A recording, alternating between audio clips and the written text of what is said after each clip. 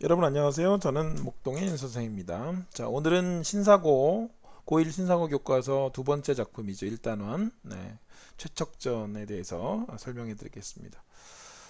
잠시 저의 소개를 하면 저는 서울연세대학교 철학과를 졸업했고요. 연세대학교 국문과 대학원에서 공부를 했습니다. 그리고 노량진 단과학원, 그 다음에 뭐 여러 학원들을 거쳐서 현재 2009년부터 현재까지 목동의 윤건호 국어논술에서 원장 겸 강사로 강의하고 있습니다. 자, 그러면 내용을 살펴볼까요? 이 조이환의 채척전은 고전 소설입니다. 여러분 고전 소설을 공부하실 때는 가장 중요한 것이 바로 인물과 사건입니다. 지문을 읽는데 굉장히 어려움을 겪는 학생들이 많을 텐데요. 일단은 고전소설을 읽으실 때 이해가 잘 안 가는 분들은 옆에다가 좀 메모를 해가면서 하세요. 그래서 인물들이 누구고 그들의 관계가 어떻게 되고 그 다음에 그들 사이에 어떤 사건과 갈등이 있는지 이런 것들을 정리해 가시면서 머릿속으로 이해를 하다 보면 나중에는 메모를 하지 않고도 그것들이 이제 머릿속에서 구성이 될 겁니다. 자, 최척전 내용을 살펴보겠습니다. 최척전은 일반 주제를 잡으면 전란으로 인한 가족의 이산과 재회다 이렇게 볼 수가 있습니다. 여기서 이 전란은 전쟁을 의미하는 건데 이 전쟁은 바로 이제 임진왜란과 정유재란 그 다음에 명과 후금 사이에 있었던 전쟁을 의미합니다. 후금이란 나라는 나중에 청나라가 되죠. 자, 그러면 전쟁이 벌어지게 되면 가족 간에 어떻게 되죠? 많이 이렇게 좀 헤어지게 되고, 그리고 또 헤어졌다가 다시 만나기도 하고 그런데, 바로 그 헤어지는 것이 이산이고, 그 다음에 재회, 다시 만나는 게 재회 아니겠어요? 그래서 이 백성들의 고난과 역경을 사실적으로 그렸다, 이렇게 되어 있는데, 요 사실적이라는 것이 포인트입니다. 이따가 설명을 하겠지만은, 이 고전소설은 일반적으로 현실에서 벌어질 수 없는 비현실적인 요소들을 갖고 있는 경우가 많아요. 뭐 홍길동이 무슨 집으로 그 홍길동을 뭐 8명을 만든다든가 뭐 이런 것들이 이제 다 현실에서 있을 수 없는 건데 그런 거를 고전 소설의 전기성이라고 하거든요. 근데 그 전기성 또는 전기적 요소에 반대되는 개념이 사실적이라는 거예요. 그래서 이 작품은 전기성이 없기 때문에 그래서 고전 소설의 일반적인 특징에서 벗어나 있다 이렇게 볼 수가 있습니다. 자, 이 작품의 이제 인물이 중요하죠. 우선 최척이라는 인물이 있고 오경이라는 인물이 있습니다. 최척이 당연히 주인공이겠죠. 자, 최척은 전란과 이산의 고통 속에서도 사랑과 행복을 쟁취하는 의지적 인물이다 이렇게 되어 있습니다. 캐릭터는 되게 중요합니다, 여러분. 최척은 의지적인 사람입니다. 근데 물론 보통 사람이죠. 평범한 사람입니다. 오경은요, 거기에 비해서 보통 고전소설 속에 조선시대 여성들은 되게 소극적이고 수동적인 그런 모습으로 그려져 있는데 오경은 최척한테도 먼저 그죠? 쪽지로 뭐 편지를 보내고 뭐 이럴 정도로 굉장히 적극적인 여성이고요. 그 다음에 이런 전란의 어떤 그 고통 이런 속에서도 강인한 의지와 지혜로 역경을 극복하는 인물입니다. 그래서 아주 적극적이고 새로운 여인상이기 때문에 이 오경이라는 캐릭터도 사실은 이 작품을 빛나게 하는 것인데 최척전을 이 작품은 고전 소설의 일반적인 특징에서 벗어나 있다 이렇게 볼 수가 있습니다.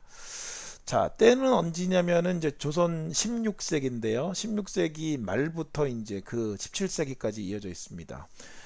임진왜란이 여러분 언제 일어났습니까? 1592년에 일어났고요. 정유재란은 1597년. 그죠? 그래서 1598년에 끝나게 됩니다. 그 다음에 이제 또 명과 후금과의 전쟁이 있고 그렇게 되는데, 때는 그렇게 되고, 공간적으로 봤을 때는 이제 조선의 남원, 그 다음에 뭐 일본 나고야, 그 다음에 뭐 중국, 그 다음에 안남까지. 안남은 뭐냐면 베트남이거든. 그래서 베트남까지 이렇게 펼쳐지니까 굉장히 이 최척전은 드라마로 만들어도 굉장히 재밌지 않을까 이런 생각이 듭니다. 자, 우선 이제 핵심 정리 한번 들어가 볼게요. 인물이 누구라고요? 인물이 자, 정리 다시 하겠습니다. 자, 인물이 이제 여기서 최척이죠. 전쟁과 이산 속에서도 사랑과 행복을 쟁취하는 인물이다. 용맹하고 생각이 주도 면밀하다. 그래서 명예에 휘둘리지 않고 소신 있게 사랑을 키운다. 이렇게 되어 있습니다. 그 다음에 오경이겠죠. 네, 사랑을 위해 능동적이고 적극적으로 행동하며 강인한 의지와 지혜로운 태도로 전란 속에서 역경을 극복하는 인물. 캐릭터 중요합니다. 자, 그 다음에 이제 본문을 이제 하기 전에 미리 정리를 하는 건데요. 여기 소설에서 소재는 굉장히 중요합니다. 소재가 어떤 기능을 하는가 이런 것들이 상당히 중요하거든요. 그래서 이제 오경의 꿈이 나옵니다. 그죠? 이 꿈이 나오는데 이것이 이제 최적과의 재회를 암시하는 뭐다? 미리 이제 소설에서 나중에 나올 거를 미리 암시해 주는 걸 뭐라 그래? 복선이라고 하지. 그죠? 네, 그래서 요 3번은 재회고 네, 4번은 복선이라고 할 수 있습니다. 그 다음에 이제 퉁소소리는요. 퉁소소리와 오경의 시가 있는데 최적과 오경이 다시 재회하게 되어 만나게 되는데 그 바로 만남, 재회의 매개물이다. 이렇게 볼 수가 있습니다. 자, 그 다음에 사건 전개 방식은 만났다가 이별을 했다가 다시 그죠? 네, 재회했다가 이런 과정이 자꾸 반복됩니다. 이러면은 굉장히 독자 입장에서는 좀 안타까운 느낌이 들지 않겠어요? 그죠? 네. 그 다음에 시대적 배경이 어떻게 된다고? 아까 가르쳐 줬으니까 이제 임진왜란 다음에 뭐라 그랬어요? 네, 정유재란. 좋습니다. 그 다음에 명후금 전쟁. 자, 조선 중기입니다. 항상 어떤 소설도 그 시대상을 반영하고 있기 때문에 역시 백성들의 삶이 피폐해진 현실을 반영하고 있다. 이렇게 볼 수 있습니다. 자, 그 다음에 뭐 실제 했던 역사적 사건들, 요거를 배경으로 하고 있다는 거. 그 다음에 이제 지리적 배경은요, 조선에서 중국, 최척은 중국으로 갑니다. 그 다음에 오경은 일본으로 가고, 그죠? 네. 그렇게 된 다음에 어디서 만나게 됩니까? 안남에서 만나게 됩니다. 이거 기억하시고요. 그 다음으로 주제는 뭐라 그랬어? 전란으로 인한 가족의 이산과 재회다. 이렇게 볼 수가 있겠네요. 자, 그래서 다음에 이제 내용 구조를 보게 되면 사랑에 빠져가지고 약혼을 합니다. 그 사람이. 그러다가 최척이 의병으로 참전하게 되죠. 임진왜란이 일어나서. 그러다가 이제 혼인한 다음에 몽석을 낳습니다. 그쵸? 네, 여기 몽석을 낳고요. 첫 아들입니다. 그런 다음에 이제 정유재란이 또 일어나요. 그죠? 네, 정유재란이 일어나서 가족 모두 흩어지게 됩니다. 그래서 그 다음에 어디서 만나게 됩니까? 안남에서 만나게 되는 거죠. 이 소설에 이제 나와 있는 부분, 이 교과서에 그 나와 있는 제시문이 바로 안남에서 만나는 부분이 포인트죠. 네. 그 다음에 이제 명과 후금과의 전쟁이 다시 일어나고 최척이 명나라 군사로 참전을 해서 그 다음에 나중에 이제 조선에서 일가가 해화하는 그래서 해피엔딩으로 끝나는 그런 작품입니다. 그럼 작품에서는 계속해서 이렇게 이별이 이제 반복되는데 그것의 기능이 뭐냐라고 했을 때 전쟁의 참혹함을 부각시키고 마지막에 찾아올 행복을 극대화한다. 아무래도 시련이 없는 것보다 시련이 있는 게 그죠 훨씬 더 나중에 찾아올 그 행복을 극대화할 수 있으니까 그렇게 설정을 했다 이렇게 봐야 되겠죠. 자, 그 다음에 이제 다른 군담 소설과의 공통점과 차이점 그랬는데 자, 군담 소설이라고 하는 것이 뭐냐면 요거는 전쟁을 다룬 소설이다 그런 의미입니다. 그래서 여기 공통점을 보게 되면은 최적전과 다른 군담 소설은 뭐를 배경으로 하고 있다? 전란을 배경으로 하고 있다 이렇게 되어 있고요. 차이점이 있어요. 최적전은 주인공이 평범한 인물이라는 거 포인트입니다. 그 다음에 백성들의 고난과 역경을 그죠? 네, 어떻게 보여주고 있다? 아까 뭐라 그랬어? 사실적으로 보여준다는 거. 요거 굉장히 중요하다. 사실적으로. 즉 전기적 요소가 없다는 얘기입니다. 그 다음에 적광화소도 나타나지 않습니다. 보통 뭐 유충열전이라든가 이런 작품들 보면 하늘나라의 선관이었던 유충열이 그 다음에 이제 지상으로 내려오는 이런 구조로 돼 있거든요. 근데 이제 여기는 역시 그런 것이 없다는 겁니다. 그 다음에 다른 군담 소설의 그 주인공은 대체로 민족적 영웅이에요. 그런데 그리고 주인공의 영웅적 활약상을 보여주는 내용이 제시되고요. 그 다음에 적광화소도 있습니다. 자, 그래서 보통 이제 유충열전이나 이런 것들은 이 영웅적 활약상을 보여주다 보니까 영웅서사 구조가 있어요. 그런데 이제 이 작품은 영웅이 아니니까 최척이 영웅서사 구조는 해당이 되지 않는다. 이렇게 볼 수가 있습니다. 자, 다음 페이지 보면 이게 이제 고전소설의 일반적 특징인데 잠깐 요거 보시고 가시겠습니다. 고전소설에서 주제는 대체로 권선징악입니다. 근데 이 작품에는 역시 해당 안 됩니다. 뭐 이게 나쁜 놈이 있어서 그 나쁜 놈을 혼내주고 이런 작품이 아니거든요. 네, 그런 거고. 그 다음에 이제 구성으로는 어떻습니까? 시간의 순서에 따라서 전개되는 일대기적 구성이다 그랬는데 시간의 순서는 맞아요. 네, 그래서 요거 정리하시고 행복한 결말도 맞습니다. 물론 이제 여러분들 시험에서는 끝부분 까지는 안 나와 있으니까 뭐 행복한 결말이 뭐 특별한 의미는 없을 겁니다. 그 다음에 표현 방식도 여기서 특별할 게 없어요. 여기 내용들도 특별히 해당이 안 됩니다. 그 다음에 사건은 뭐라 그랬죠? 네, 전기적이지 않다고 했습니다. 즉 비현실적인 요소가 나타나지 않습니다. 꼭 기억하셔야 됩니다. 이 작품은 전기적 요소가 없고 사실적이다. 이렇게 볼 수 있습니다. 그 다음에 여기서 이제 우연성은 나타나죠. 너무 우연력 요소가 짙습니다. 그래서 우연성은 기억을 하셔야 되는데 뭐 하필 뭐 그죠? 네, 베트남에서 두 배가 있는데 그 배가 하필이면 최척과 오경이 타고 있다든가 이런 것들은 우리가 이제 드라마 같은 거 보다 보면 이 우연성이 너무 짙으면 에이 이런 게 어딨어 이러잖아요. 그죠? 네, 근데 그런 것들 뭔가 이렇게 좀 설정이 그죠? 네, 자기적이고 인위적으로 된 듯한 느낌이 있는데 그것이 바로 우연성이다. 이렇게 볼 수 있습니다. 문체는 여러분 신경 안 쓰셔도 되고 배경은 역시 중국이라든가 안남 이런 데까지 펼쳐져 있기 때문에 그래서 이것도 일반적인 특징에서는 조금 벗어나 있다라고 봐야 되고요. 인물은 최척은 전형적인 인물이긴 해요. 굉장히 거기 잘생기고 네, 그래서 제자 가인형 인물이다.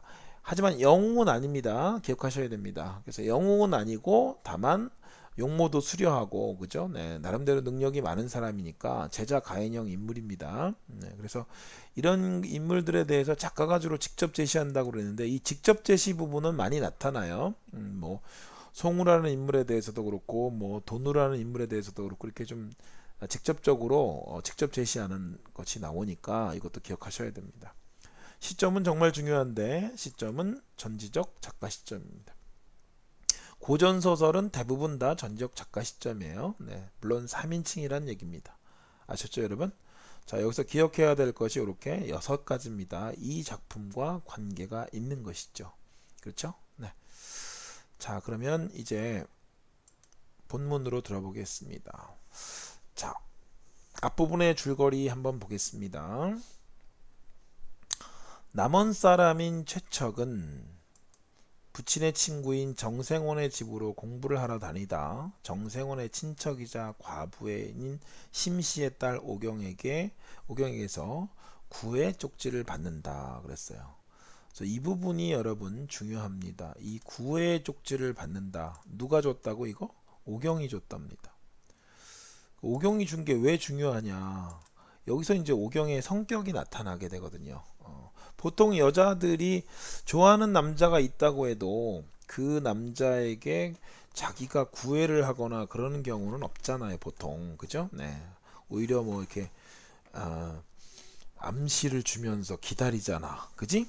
근데 이제 여기서는 그렇지 않습니다. 이 오경은 캐릭터가 상당히 적극적인 캐릭터다 이렇게 볼 수가 있는 거죠. 네, 그래서 이 1번이 지금 포인트가 되는 겁니다. 구애 쪽지 받는다는 게. 자, 계속합니다. 그 후 최척은 오경과 편지를 주고받으며 사랑을 확인하고 정생원에게 혼담 주선을 부탁한다. 두 사람은 마침내 약혼을 하게 되지만 혼인날을 기다리던 중 최척이 외병의 침입을 막기 위해 의병으로 전쟁에 나가게 된다. 의병은 여러분도 알겠지만 뭐 정규 그죠? 네. 군인은 아니고 이렇게 의로운 사람들끼리 그야말로 네, 모여가지고 만든 비정규군이죠. 근데 이 소설에서 의병으로 전쟁에 나가게 되는 것은 어떤 의미가 있습니까? 네, 결국은 이 의병으로 전쟁에 나가게 되는 것이 이별의 원인이 되잖아. 그래서 이것도 포인트가 되겠죠.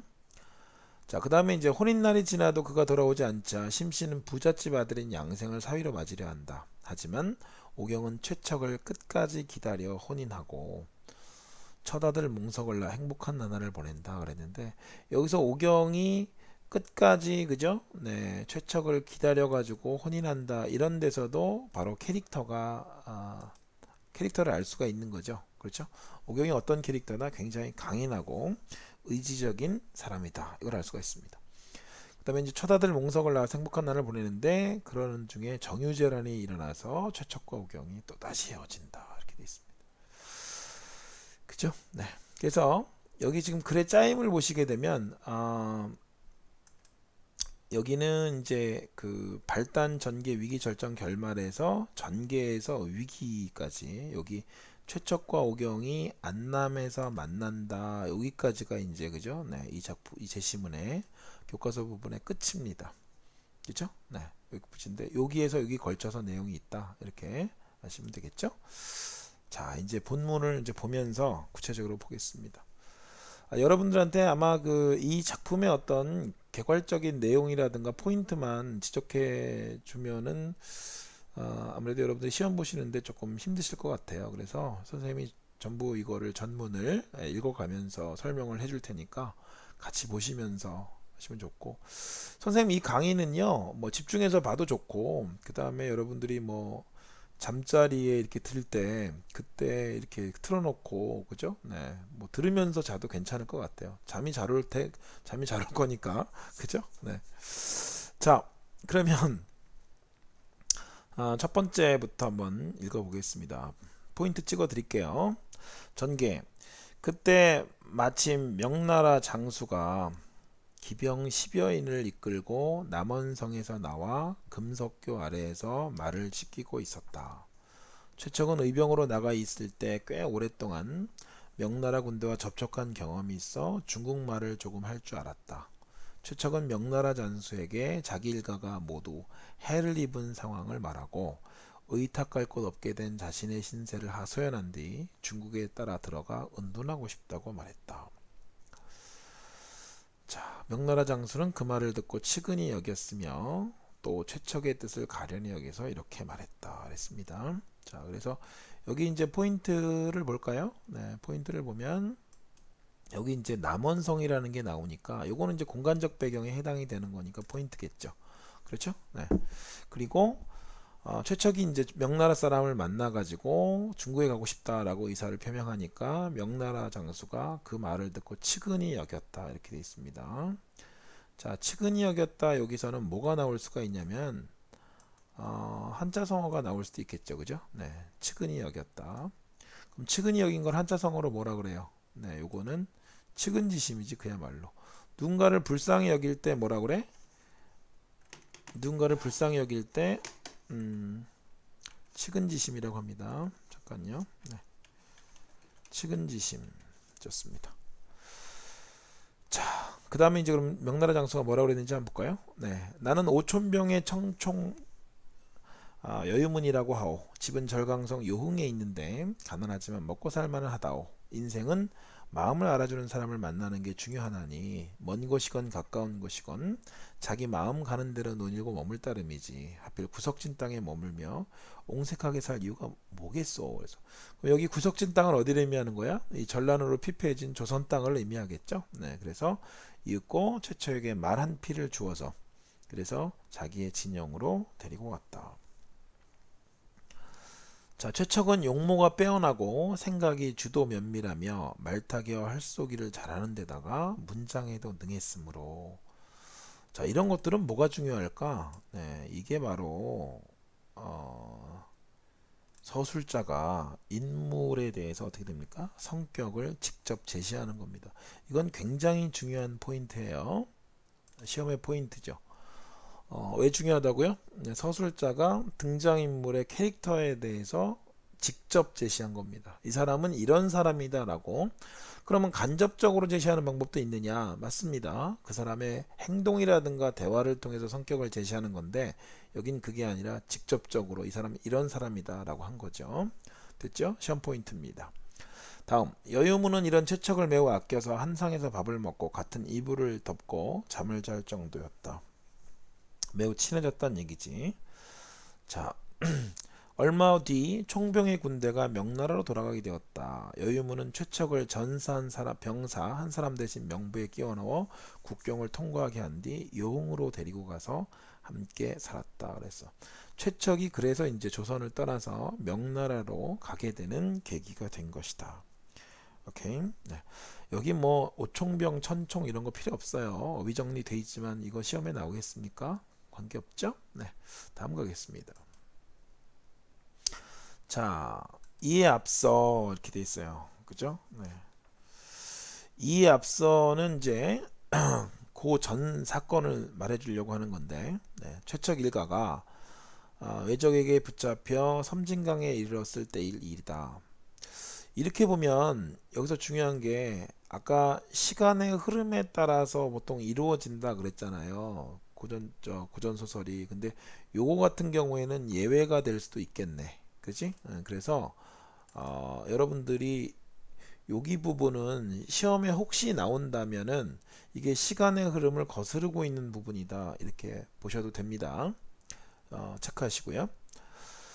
자, 외적은 표척의 부친과 장모가 늙고 병들었다 여겨 감시를 소홀히 했다. 여기 이제 최척의 부친은 알 거고 장모는 누구의 엄마야 그러면 오경의 엄마가 되겠죠.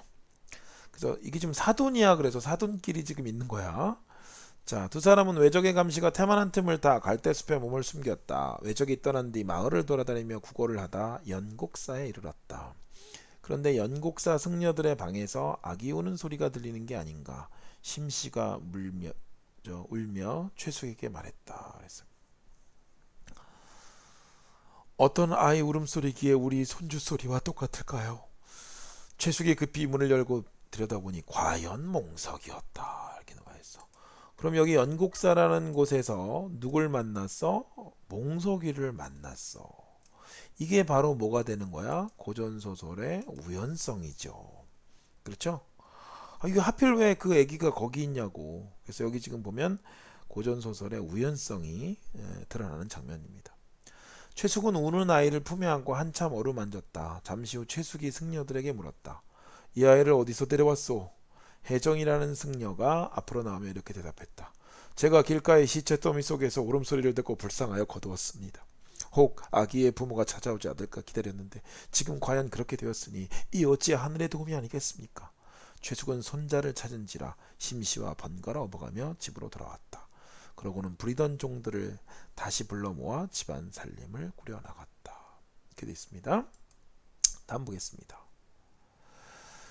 자, 이때 오경은 이렇게 되어 있어요. 이게 병렬적으로 지금 보여주고 있는 거죠. 다 헤어져 있으니까 뭐 이 사람은 이때 이렇게 하고 있고 이 사람은 이때 이렇게 하고 있다 이겁니다. 이때 오경은 외적 도누라는 자에게 붙잡혀 있었다.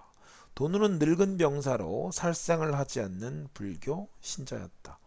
본래 장사꾼으로 항해에 능숙했으므로 외장 소서행장이 그를 선장으로 발탁하였다. 도누는 명민한 오경이 마음에 들었다. 그래서 혹 달아날까 싶어 좋은 옷과 맛난 음식을 주어 그의 마음을 안심시키려 했다. 오경은 물에 빠져 자살할 생각으로 몇 번이나 배에서 빠져나왔지만 그때마다 들켜서 뜻을 이루지 못했다. 어느 날 밤 오경의 꿈에 장육불이 나타나 이렇게 말했다. 그랬습니다. 그죠? 네, 부처님이 나타난 거죠. 근데 여기서 오경의 꿈이 나왔는데 요거 굉장히 중요하다 그랬지. 그죠? 네, 이 오경의 꿈은 이 소설의 소재인데 앞으로 일어날 일을 암시한다. 그 일종의 뭐라고 그랬어요? 네, 복선이라고 했습니다. 요거 굉장히 중요하네요. 포인트입니다. 그러면서 뭐라고 그러냐면 나는 만복사의 부처다. 죽어서는 안 된다. 훗날 반드시 기쁜 일이 있을 것이다. 그렇죠? 네, 그래서 이 장육불이 앞으로 벌어질 사건을 암시해 준 겁니다. 오경이 꿈에서 깨어 그 꿈을 가만히 생각해 보니 그런 일이 전혀 없으란 법도 없을 것 같았다. 이에 억지로 먹으며 목숨을 부지했다. 도누의 집은 나고야에 있었다. 그래서 나고야, 그렇죠? 네, 이게 지금 이제 일본에 있는 것이죠, 그죠? 네, 그래서 여기까지 공간이 확대됩니다. 소설의 공간이. 자, 늙은 아내와 어린 딸만 있을 뿐 집안에 달리 남자가 없어 오경을 집에 살게 하되 아내와 딸이 있는 내실에는 출입하지 못하게 했다. 이게 뭐를 의미하는 건가요? 네. 만약에 오경이 여자인 거를 돈우가 알았다면 그렇다면은 내실 출입을 금지하지 않았겠지, 그지? 그래서 이때까지만 해도 돈우는 오경이 남자인 줄 알았던 겁니다. 그래서 이런 소설의 소재를 뭐라고 그러냐면 남장 모티프라고 그래요. 남장 모티프, 그죠? 네, 여자가 남장을 하는 거죠. 네, 그래서 남장 모티프다 이렇게 얘기합니다. 자, 그래서 이거 기억하셔야 되고요. 자, 그랬더니 오경은 돈우를 속여 이렇게 말했다. 저는 본래 체격이 왜소하고 병이 많은 약골이라서 조선에 있을 적에도 젊은 남자들이 하는 일은 하질 못했습니다. 바느질이나 밥 짓는 일만 할 수 있지 다른 일은 할 수 없습니다. 돈우는 퍽 가련히 여겨 오경에게 사우라는 이름을 붙여주고는 배를 타고 장사로 나갈 때마다 항해장 일을 맡겨 중국의 복건성과 절강성 일대를 함께 돌아다녔다. 그래서 항해장 일을 맡겼다. 그죠? 누구한테? 오경한테. 오케이. 자, 그 다음 보겠습니다. 자, 4번. 네, 이때 최척은 요흥에 머물며 여유문과 의형제를 맺었다. 여유문이 누이 동생을 최척에게 시집 보내고 싶어 마음을 내보이자 최척은 완강히 거절하며 이렇게 말했다. 우리 일가족이 외족의 침탈을 입어 지금껏 늙은 부친과 가녀린 아내가 살았는지 죽었는지조차 몰라 제사도 지내지 못하고 있습니다. 이런 처지에 혼인하여 나 혼자 편안히 잘 살 궁리를 할 수 있겠습니까? 여유문도 최척의 생각을 의롭게 여겨 더 이상 혼인을 권유하지 않았다. 자, 여유문이 누이 동생과 혼인을 하라고 권유를 했는데 이것에 대해서 최척이 거절합니다. 최척은 의리가 있는 사람이래. 그죠? 네. 그 최척의 어떤 성격이 드러나잖아. 그죠? 이런 것들이 이제 성격을 직접적으로 제시한 건 아니겠지. 그죠? 네, 간접적으로 이걸 딱 봤을 때, 이 사람이 참 성격이, 그죠? 네, 의로운 사람이고 꼿꼿한 사람이구나. 그죠? 네, 그렇게 알 수가 있습니다. 자, 그 다음에 5번. 그의 겨울 여유문이 병으로 죽었다. 최척은 의탁할 곳이 없게 되자 양자강과 회수를 떠돌며 명승지를 두루 돌아보았다.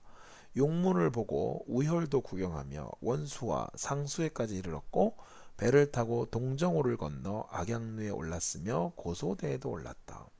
여기 나오는 것들은 전부 다 한마디로 용문, 우혈, 원수, 상수, 그 다음에 동정호, 악양루, 고소대 이런 데가 한마디로 딱 정리하면 뭐야? 명승지다. 그죠? 네, 이름난 곳. 아주 경치가 빼어난 곳을 얘기하는 거죠. 오케이. 자, 산과 강가에서 노래를 부르기도 하고 구름 사이에서 배회하기도 했다. 그러다 보니 훌쩍 속세를 버리고픈 마음이 들었다. 여러분 TV 프로그램 보면 나는 자연인이다라고 있잖아. 그죠? 네. 그런 사람이 되고 싶었단 얘기죠. 그래서 해섬도사 왕룡이란 사람이 청성산에 응거하며 신비로운 선약을 만들 뿐 아니라 신선이 되는 술법을 지었다는 말을 듣고 촉당으로 들어가 그 술법을 배우리라 마음먹었다. 그래서 뭐가 되고 싶었다? 신선이 되고 싶었다. 그죠? 최척이 신선이 되고 싶었다. 즉 속세를 버리고 싶었다. 이렇게 볼 수가 있네요. 자, 만약에 이렇게 돼서 진짜로 그렇게 됐으면 어떻게 됐겠어? 이 소설은 진행이 안 됐겠지. 그지? 자, 그래서 어떻게 전개될까 한번 봅시다. 6번 볼까요? 이때 송우라는 사람이 있었는데 호가 학천이고 집은 항주 용군문 안에 있었다. 경전과 역사에 해박했고 공을 세워 명성 떨치는 일을 좋아하지 않았으며 저술을 업으로 삼았다. 또 남에게 베풀기를 좋아하고 의기가 있었다. 이렇게 되어 있습니다. 자, 여기서 송우라는 사람에 대해서 어떻게 하는 겁니까? 네, 다 이제 성격을 제시하고 있는 거죠. 이렇게 되면 요거는 성격을 어떻게 한 거야? 직접 제시한 겁니다. 역시 아까 그 최척에 대해서도 서술자가 성격을 직접 제시했는데 여기서도 직접 제시하고 있다. 오케이. 자, 그 다음 최척과는 서로 직이라고 인정하는 사이였는데 최척이 촉당으로 가려 한다는 말을 듣고는 술을 듣고 찾아왔다. 술을 마셔 얼근히 취하자 성우가 최척을 친근하게 자로 부르며 말했다. 이 자라고 하는 거는 보통 이제 예전에 남자들이 한 20살 정도가 되면 이름을 새로 또 받아요. 원래 이제 지어준 이름은 굉장히 소중히 하는 경향이 있기 때문에 어릴 때는 또 아명이라 그래서 또 부르는 게 있고, 여기는 이제 20살이 넘으면 이렇게 자라고 그래서 또 이름을 부릅니다. 그리고 또 호라는 것도 있죠. 왜 율곡이 그랬을 때 그 율곡 이런 것처럼 이런 것도 이름을 소중히 해서 그걸 직접적으로 부르지 않으려고 하는 그런 경향 때문에 그렇습니다. 예전에 우리 그 대통령들도 보면은 뭐 YS 그 다음에 DJ 이렇게 불렀잖아요. 근데 그런 것들이 전부 다 이제 이름을 직접적으로 부르기를 꺼려하는 문화와 관계가 있습니다. 자, 그 다음에 최척과는 서로 직이라고 한다 이렇게 돼 있는데, 요거 한번 참 한자성어 나올 수 있으니까 체크 포인트네, 그죠? 이 직이는 여러분 가까운 사이죠. 그래서 여기 보면 한자성어가 뭐 나올 수 있어요. 뭐 수호지교도 나올 수 있고 문경지교도 나올 수 있고 지기지우 이런 거 나올 수 있으니까 친한 사이를 부르는 한자성어 정리하셔야 됩니다. 다시 한번 수호지교, 문경지교, 그 다음에 뭐 지기지우 이런 것들, 그죠? 네. 자, 그 다음에 뭐 가까운 사이를 가리키는 건 또 간담상조 뭐 이런 한자성어도 있습니다. 자, 그래서 자로 부르며 말했는데 뭐라 그랬냐면, 백승 이 세상을 살면서 누군들 불로장생하기를 바라지 않겠는가마는 고금천하에 어디 그런 이치가 있단 말인가. 이 불로장생한다는 건 바로 아까 최척이 신선이 된다고 했는데 그 신선과 관계가 있는 거죠. 네, 불로장생은 늙지 않고 오래 산다는 뜻입니다. 자, 그게 안 될 거란 얘기죠. 네, 그래서 남은 생이 얼마나 된다고 불로장생의 약을 먹고 굶주림을 참으며 괴로움을 자초하면서도 산도깨비의 이웃이 된단 말인가. 그러니까 한마디로 너 신선하지 마 이런 얘기죠. 나와 함께 5월 땅을 오가면서, 5월 땅은 중국의 그 오나라 월나라인데 중국 지도로 봤을 때 동남부예요. 동남부. 거기 5월 땅을 오가면서 비단이나 차를 매매하며 남은 생을 즐기는 게 세상사에 통달한 사람의 할 일 아니겠나? 최척이 호련 갑자기 문득 깨닫고 마침내 송우와 함께 길을 떠났다. 아, 그래야지 뭔가 좀 될 거 아니냐, 그지? 스토리가 이루어지겠지. 자, 여기서 포인트 요거는 꼭 기억해야 되겠죠, 그죠? 네, 요거는 서술자가 성격을 직접 제시했다. 그 다음에 한자성어 지기지우, 수어지교, 문경지교, 간담상조 기억하시기 바랍니다. 다음 가겠습니다. 자, 이제 위기로 갔습니다. 자, 슬슬 이제 둘이 만나야 되겠지, 그죠? 네, 그래서 경자년 봄이었다. 1600년입니다. 최척은 송우를 따라 한 마을의 장사꾼들과 함께 배를 타고 안남으로 장사하러 갔다. 여기 공간이 나왔네요. 그죠? 어디라고요? 안남이다. 그죠? 안남이 베트남이야. 그죠? 네. 이때 일본 배 10여 척도 같은 포구에 정박해 있었다. 열흘 넘게 머물러 4월 초 이튿날이 되었다. 초 이튿날은 2일이야. 4월 2일. 물론 음력이겠지. 하늘엔 구름 한 점 없고 물빛은 비단처럼 고왔다. 바람이 그쳐 물결이 잔잔했으며 사방이 고요해 그림자 하나 보이지 않았다. 뱃사람들은 깊은 잠에 빠져 있었고 간간히 물새 울음소리가 들려올 뿐이었다. 일본 배에서는 연불하는 소리가 들렸는데 그 소리가 매우 구슬펐다. 자, 여기서 이제 포인트가 물새 울음소리하고 연불이에요. 이게 왜 중요하냐? 요건 이제 공간이기 때문에 중요한 거고, 물새 울음소리 2번과 3번은 왜 중요하냐면 이게 최척이 구슬픈 마음을 먹게 돼서 뒤쪽에서 퉁소를 꺼내 불게 되거든. 그쵸? 그거와 관계가 있어요. 그래서 이게 그래서 중요한 겁니다. 알겠습니까? 퉁소를 불게 되는 계기가 되기 때문에 이 물새 울음소리와 연불하는 소리가 중요하다. 알겠니? 자, 그래서 2번 가겠습니다. 최척은 홀로 선창에 기대 자신의 신세를 한탄하다가 짐꾸러미 안에서 퉁소를 꺼내 슬픈 곡조의 노래를 한 곡 불어 가슴속에 맺힌 슬픔과 원망을 풀어보려고 했다. 최척의 퉁소 소리에 바다와 하늘이 애처로운 빛을 띠고 구름과 안개도 수심에 잠긴 듯 했다. 두두두. 내가 어떻게 흉내를 낼 수가 없네. 그렇죠? 네. 따라라 이렇게 나왔겠지. 그죠? 네. 자, 그래서 뱃사람들도 그 소리에 놀라 일어나 모두들 서글픈 표정을 지었다. 그때 문득 일본 배에서 연불하던 소리가 뚝 그쳤다.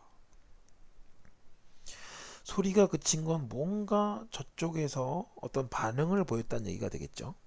잠시 후 조선말로 시를 읊는 소리가 들렸다. 그래서 여기 시가 나오는데 요 시를 읊은 사람이 누구야? 오경이죠.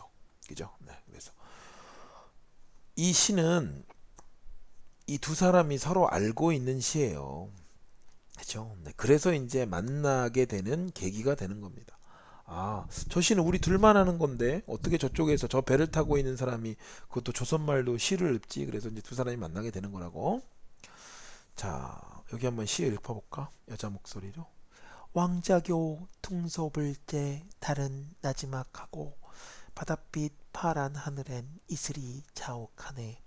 푸른 난새 함께 타고 날아가리니 복례산 안개 속에서도 길 잃지 않으리. 시 읊는 소리가 그치더니 한숨 소리, 혀 차는 소리가 들려왔다. 최척은 시 읊는 소리를 듣고는 깜짝 놀라 얼이 빠진 사람 같았다. 너무 충격받았단 얘기지. 그죠? 왜? 아니 이럴 수가? 저기서 어떻게 우리 둘만 하는 시를 알지? 이런 거지. 그죠? 네.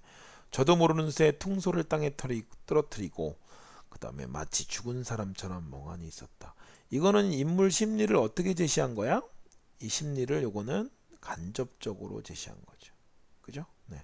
얘가 충격을 받았다 이렇게 얘기하면 직접 제시한 거고 요거는 간접적으로 제시한 것이다 이렇게 볼 수 있습니다. 어떻게 인물의 행동을 통해서 심리를 추측할 수 있도록 한 거죠. 성우가 말했다. 왜 그래? 왜 그래? 자, 요거 여러분 포인트예요. 요거 그죠? 네, 여기가 바로 심리를 간접적으로 제시한 것이다. 기억하시기 바랍니다. 거듭 물어도 대답이 없었다. 세 번째 물음에 이르렀어야 비로소 최척은 뭔가 말을 하려 했지만 목이 막혀 말을 하지 못하고 눈물만 하염없이 흘렀다. 최척은 잠시 후 마음을 진정시킨 뒤 이렇게 말했다. 저건 내 아내가 지은 시일세. 우리 부부 말고는 아무도 알지 못하는 시야. 게다가 방금 시를 읊던 소리도 아내 목소리와 흡사해. 혹 아내가 저 배에 있는 게 아닐까? 그럴 리 없을 텐데 말이야. 반신반의죠 이런 것들. 그죠? 네. 반은 믿고 반은 의심한다. 알겠습니까? 네. 반신반의. 한자성어를 여기서 낸다면 반신반의 낼 수 있겠죠.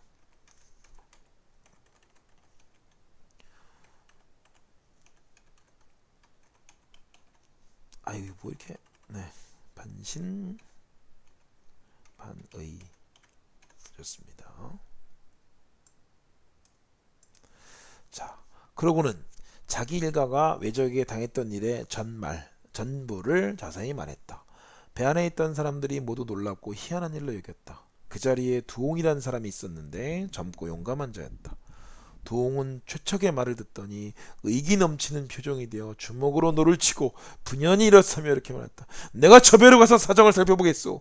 성우가 두옹을 말리며 말했다. 야심한 시각에 손을 일으켰다가는 큰 난리가 날지도 모르네.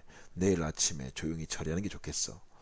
자, 이런 걸 통해서는 뭘 할 수가 있어? 아, 송우라는 사람은 두옹이라는 사람하고 성격이 다르네. 그죠? 굉장히 어떤 성격이야? 얘는 막 의기에 넘쳐갖고 내가 지금 갔다 올게요 그러는데 송우는 야, 좀 참아, 감다운해 이렇게 돼 있어. 그죠? 송우는 뭔가 좀 신중한 성격이다. 이렇게 할 수가 있겠네요. 침착하고 신중하다. 자, 사람들이 모두 그러는 게 좋겠다고 했다. 최척은 앉은 채로 아침이 오기만을 기다렸다. 여기서 독자는 얼마나 속이 타겠어요. 그죠? 옛날에 이제 이런 소설들은 읽어주는 사람들이 있어. 그 사람들을 뭐라고 그러냐면 전기수라고 그러지. 전기수. 그죠? 네. 그래서 이제 여기까지 한 다음에 이제 끊는 거예요. 자, 오늘은 여기까지. 뭐 이러면서. 자, 내일 또 와. 뭐 이러면 아이, 지금 계속 어떻게 될 거예요? 만나요? 안 만나요? 뭐 그러면서 사람들이 이제 앞다퉈서 돈을 내고 더 읽어달라 그러면 더 읽어주고 뭐 이랬다는 옛날에 그런 시절이 있었습니다. 왜냐하면 그 당시에는 문맹이 많았으니까. 그죠? 네, 그런 거예요. 자, 다음 보겠습니다. 이윽고 해가 떠올랐다. 최척은 즉시 해안으로 내려가 일본 배 앞으로 다가갔다. 그러고는 조선말로 물었다. 간밤에 시를 읊던 사람은 분명히 조선 사람이었소. 나 역시 조선 사람인데 한번 만나볼 수 있다면 그 기쁨이 타국을 떠돌아다니다가 자기 나라 사람 비슷한 일을 보고 기뻐하는데 겨줄 수 있겠소? 오경은 어젯밤 배 안에서 최척의 퉁소 소리를 들었다. 조선 가락인데다 귀에 익은 곡조인지라 혹시 자기 남편이 저쪽 배에 타고 있는 것이 아닐까 의심하며 하여 시험 삼아 예전에 지었던 시를 읊어본 것이었다. 서술자가 이제 설명을 해주는 거죠. 그러던 차에 최척이 말하는 소리를 듣고는 허둥지둥 엎어질 듯이 배에서 뛰어내려왔다. 최척과 오경은 마주보고 소리치며 얼싸안고 모래밭을 뒹굴었다. 기가 막혀 입에서 말이 나오지 않았다.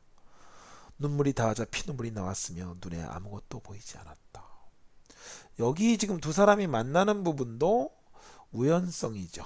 그렇죠? 어떻게 여기 같은 경우 요거 그죠? 네. 어떻게 도대체 이게 하필 거기 옆에 배가 있었냐. 그래서 뭐 이런 것들 이 스토리들이 다 뭐와 관계가 있어? 이게 지금 우연성과 관계가 있다. 이게 지금 재회의 기쁨이죠. 네. 자, 두 사람의 뱃사람이 그죠? 뱃사람들이 두 나라의 뱃사람들이 이들 주위를 빙 둘러서 구경하고 있었는데 처음에는 두 사람이 친척이거나 친구인가 보다 여기고 있었다. 왜냐하면 이제 여기서 오경은 뭐 하고 있었으니까 남장을 하고 있었어요. 여자가 아니란 말이야. 다른 사람들은 남자라고 생각하고 있는데 둘이 왜 저러나 이랬겠지, 그지? 근데 한참 뒤 이들이 부부 사임을 알고는 모두를 놀라 감탄하고 서로 돌아보며 이런 말을 주고받았다. 참 기이하기도 하다. 하늘이 돕고 귀신이 도왔구나. 옛날에도 이런 일은 없었다. 여기서 이제 한자성어 또 출제합니다. 그게 뭐냐면 전대미문이라는 그죠? 전대미문은 예전에 미문 들어보지 못했다. 미가 영어로 낫이야. 문은 듣다고. 그래서 전대 즉 전에는 들어보지 못했다. 그래서 이게 시험에 나올 수가 있겠죠. 네. 자, 이렇게 정리를 할 수가 있습니다. 자, 그 다음 뒷부분 줄거리. 최척은 오경과 함께 중국에서 살며 둘째인 몽선을 낳고 몽선이 장성하자 중국인인 홍도와 혼인을 시킨다. 자, 이런 것도 이 당시의 어떤 그저 풍습과 다릅니다. 예전에는 다른 나라 사람하고 절대 혼인을 못하게 했대요. 근데 이제 이 소설에서는 중국인과 혼인하는 그런 내용도 있으니까 이 소설이 상당히 그 당시로 봤을 때는 상당히 진보적인 그죠? 네, 그런 성격을 갖고 있다 이렇게 볼 수가 있는 거죠. 자, 이듬해 명나라와 후금 사이에 전쟁이 일어나자 최척은 명나라 군사로 전장터에 나가게 되고 포로가 된다. 최척은 조선 병사로 출전했다가 포로로 잡혀온 아들 몽석과 포로 수용소에서 제외한다. 최척과 몽석은 수용소를 탈출해서 남원으로 돌아오고 오경도, 몽선, 홍도와 함께 남원으로 돌아와 최척과 재하며 온 가족이 행복하게 산다. 자, 행복한 결말로 끝나게 되는 작품이다. 사실 스토리는 그렇게 어렵지 않죠? 네, 좋습니다. 자, 그럼 다음 보겠습니다. 다음은 이제 학습 활동에서 중요한 게 최척전하고 박시전을 비교하는 내용이 나와요. 그렇죠? 네. 여기 지금 보니까 가를 보게 되면은 이제 최척의 그죠? 최척전에 대한 내용이 나오는데 학습 활동에는 뭐가 나오냐면은 최척전과 박시전이 모두 전란을 배경으로 하고 있는데 두 소설에서 이런 배경이 어떻게 형상화됐느냐라고 했을 때 여기도 아까 얘기했지만 뭐라 그랬어요? 여기는 좀 비교적 사실적이다, 그렇죠? 네. 최척전은 사실적입니다. 네. 거기에 비해서 이 박시전 같은 경우에는 전기적이다. 영웅의 활약상을 그리고 있기 때문에 전기적이다 이렇게 볼 수가 있는 거네요. 그죠? 네. 자, 이 작품은 사실적이고 여기는 사실적이고 여기는 사실적이고 여기는 전기적이다. 이런 특징이 있다는 거예요. 네, 박시전과 차이점. 그 다음에 최척하고 박씨가 현실에 대응하는 방식의 차이를 또 물어보는데 최척은 평범한 인물이죠. 근데 전란으로 인해서 고통을 받고 좌절하지만 그쵸? 네. 박씨는 여기서 신이한 도술로 어떻게 합니까? 적을 물리치게 됩니다. 그래서 여기 지금 보면은 약간 최척 같은 경우에는 평범한 사람이기 때문에 그렇죠. 네, 뭔가 수용적인 태도를 보인다면 박씨 같은 경우에는 뭔가 이런 좀 적극적인 태도를 보인다 이렇게 볼 수가 있습니다. 캐릭터로 봤을 때는요, 박시전과 최척전에도 공통점이 있어. 여성 캐릭터라는 기준으로 봤을 때, 네, 여기서 오경도 굉장히 적극적이고 강인하고 지혜로운 그런 아주 진보적인 여성으로 나오는데, 여기 저 박시전 같은 경우도 당연히 박씨가 영웅으로 나오기 때문에, 그래서 아주 그 고전 소설의 일반적인 여성상하고 다른 네, 그런 캐릭터의 어떤 모습을 보이게 된다. 이런 것들이 이제 공통점이라고 할 수 있겠죠. 자, 됐습니까, 여러분? 네. 그래서 오늘 두 번째, 우리 이제 먼저 그 신사고 첫 번째 작품인 윤동주의 자화상을 했고요. 오늘 두 번째 최척전을 설명해 드렸습니다. 아까 선생님이 그 포인트 찍어준 거 있잖아. 그거를 이제 반복적으로 한번 보시면서 정리하시면은 아주 좋은 시험 성적이 나올 거라고 생각합니다. 자, 여러분 뭐 선생님한테 강의를 들으면서 또 요구사항이 있으시면 댓글로 달아주세요. 네. 악플은 될 수 있으면 달지 마세요. 선생님 뭐 따끔하게 선생님 혼내주는 건 괜찮은데 네, 가급적이면 악플은 달지 마시기 바랍니다. 자, 이상으로 저는 목동의 윤건호 선생이었고요. 여러분 선생님 항상 마지막 멘트가 뭐야? 공부 열심히 하고 우리 여러분들을 위해서 희생하는 부모님 네, 생각해서 부모님한테 효도할 수 있도록 그렇게 하기 바랍니다. 자, 여러분 수고하셨습니다. 고맙습니다.